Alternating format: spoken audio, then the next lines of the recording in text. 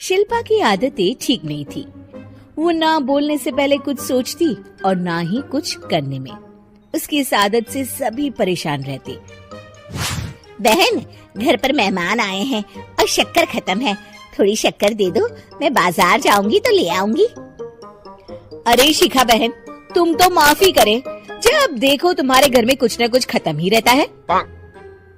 अरे शिल्पा, चिल्ला क्यों रही हो?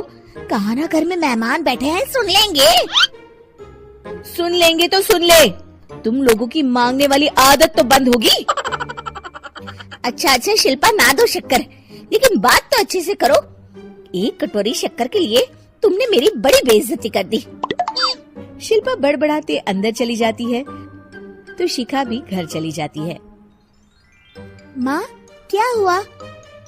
अरे कुछ नहीं बेटा, पता नहीं कहाँ कहाँ से ऐसे पड़ोसी आ जाते हैं, जब देखो तब कुछ न कुछ मांगने के लिए घंटी बजाते हैं।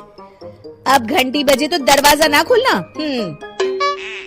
पता नहीं माँ की ये आदत कैसे बदलेगी, किसी को कुछ भी बोल देती है, बोलने से पहले सोचती भी नहीं। शिल्पा की ये आदत दिन ब दिन बढ़ती ही जा रही थी।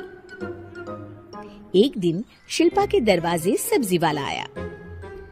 सुनो भैया, मुझे ये भिंडी, टिंडे, लौकी और आलू के साथ 1 किलो प्याज दे दो।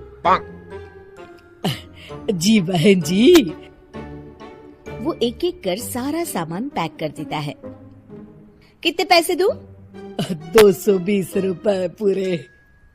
अरे इतना महंगा नहीं, हाँ मैं तो सिर्फ 150 दूंगी। नहीं, पैसे तो पूरे लूंगा, नहीं तो सब्जी वापस कर दो। ऐसे कैसे वापस कर दूंगी? मैं तो एक भी सब्जी वापस नहीं करूंगी। और हाँ, रही बात पैसों की, तो लेना है तो 150 ले लो, वरना मेरे मोहल्ले में घुसने तक नहीं दूंगी। हाँ। अरे नहीं बहन, हम लोग गरीब लोग हैं, ऐसा ना करो। पकड़ो ये 150 और दफा हो जाओ। शिल्पा की बेटी अंदर से ये सब देख रही थी। शिल्पा, तूने तो हद कर दी। बेचारा गरीब आदमी, उसका तो गुजारा ही इसी से होता है। बोलने से पहले सोचा कर बेटा। माँ आप चुप रहो, घर चलाना बच्चों का खेल नहीं, और वैसे भी इतनी महंगी सब्जी थोड़ी ना होती है। आपको तो सिर्फ खाने से मतलब है, लेकिन मुझे तो सब सोचना पड़ता है ना। शिल्पा की सास ये बात सुनकर दुखी हो जाती हैं। शिल्पा की बेटी शिल्पा की ये सारी बातें सुन रही होती है। शिल्पा की बेटी एक दिन माँ से कहती है, माँ, ओ माँ, जरा यहाँ तो आना। ओहो, क्या हुआ? क्यों चिल्ला रही हो ऐसे बेटा? हुआ क्या? ये देखिए मेरी स्कूल की ड्रेस कितनी गंदी हो गई है, इसे कौन धोएगा? लेकिन ये तो साफ है बेटा, मैंने अपने हाथ से खुद साफ किया है। माँ, ये ड्रेस इतनी गंदी है कि मैं इसे पहन ही नहीं सकती। चलो मुझे बाजार से नई दिलाओ। शिल्पा दुखी हो जाती है और वहां से चली जाती है कि तभी सामने उसकी सास मिल जाती है। शिल्पा, अरे ओ शिल्पा, ये क्या सब्जी बनाई है? ऐसे भी कोई सब्जी बनाता है? शिल्पा सास की इस हरकत से सख्ते में आ जाती है। अरे माँ को तो मैं जो बना दूं उन्हें वो पसंद आ जाता था, फिर आज वो ऐसा व्यवहार क्यों कर रही हैं? शिल्पा कुछ समझ पाती कि थोड़ी ही देर में उसका पति आ जाता है। अरे शिल्पा, ये क्या है? क्या हुआ आपको? ये मेरी अलमारी पूरी अस्त व्यस्त है, तुमसे कोई काम नहीं होता है। सारा दिन पता नहीं क्या करती रहती हो। अरे मैंने तो सारी अलमारी साफ रखी है। इसे तुम साफ कहती हो? ये तो पूरा कूड़ादान लग रही है। शिल्पा परेशान हो जाती है और समझ नहीं पाती है कि उसके साथ क्या हो रहा है। शिल्पा अकेले कमरे में जाती है और जोर जोर से रोने लगती है। तभी वहाँ उसका पति, सास और बेटी आ जाते हैं। शिल्पा उन लोगों को देखकर और जोर जोर से रोने लगती है।